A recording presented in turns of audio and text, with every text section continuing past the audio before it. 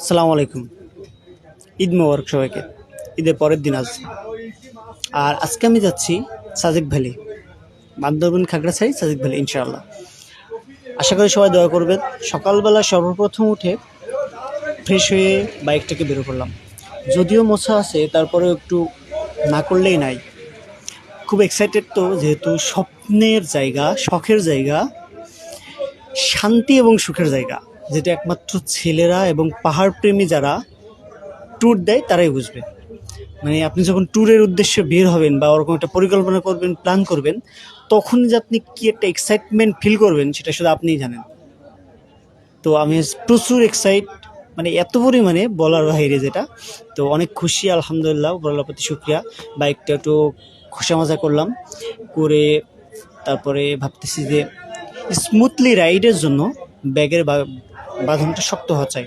তো ব্যাগটা সুন্দরভাবে বাঁধার জন্য প্রস্তুত হচ্ছি। একটা রশি নিছি বাইকের দোকান থেকে, আশা করি সেটা ঠিক হবে। বাইকটা ডাবল স্ট্যান্ড দিলাম, দিয়ে ব্যাগটা বাঁধবো। তো ব্যাগটা বাঁধার সময় একটা সমস্যা ফেস করতেছিলাম, সেটা হলো বারে ব্যাগটা হেলে যাচ্ছিল। তো ব্যাগটা বাঁধার উদ্দেশ্যে যখন রশিটা হাতে নিলাম, পিছনে একটা কাকি এসে বলতেছে, কোথায় যাবে? তো আমি বললাম যে বান্দরবান। বললো, এত দূর বাইক চালিয়ে? আমি বলি, হ্যাঁ। বলে, কষ্ট হবে না, সমস্যা হবে না?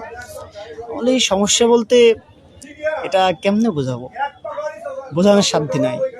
কিন্তু আমার ভিতরের অনুভূতিটা জানে, মানে আমি কিভাবে এটা ফিল করতেছি। সুতরাং যাই হোক, তাকে কোনো রকম এটা সেটা বলে বোঝালাম। তো উনি তারপর চলে গেল। আমি আমার বাইকটা বাঁধতে গিয়ে বেশ হিমশিম খাচ্ছিলাম, কারণ এক পিস থেকে টানে আর এক পিস উঁচু হয়ে যায়, পড়ে যাওয়ার উপক্রম হয়। তো যার কারণে যে কোনোভাবে একটু কষ্ট হলেও বেঁধে নিলাম সুন্দরভাবে, টেনে টুনে। তো এবার হলো ব্যাগ বাঁধার পরে তারপর কাজ হলো আম্মু থেকে বিদায় নেওয়া। তারপর আম্মুর থেকে বিদায় নিয়ে বাজারে যাব, বাজারে আড়ত শেষ করে দেন রওনা দিব ইনশাল্লাহ। কুষ্টা থেকে আরও দুজন আসবে, তাদেরকে নিয়ে একেবারে রওনা দিব ইনশাল্লাহ। পাহাড়, এটা প্রতিটা ছেলের একটা আবেগের জায়গা, ইমোশনের জায়গা। প্রত্যেকটা ছেলে চাই বাইকে করে পাহাড়ে ট্যুর দিতে, সমুদ্রে ট্যুর দিতে। বেশিরভাগ পাহাড় প্রেমী হয়। আপনারা কে কি প্রেমী একটু জানালে অবশ্যই সুবিধাই হতো। সব কিছুর জন্য আমি প্রস্তুত।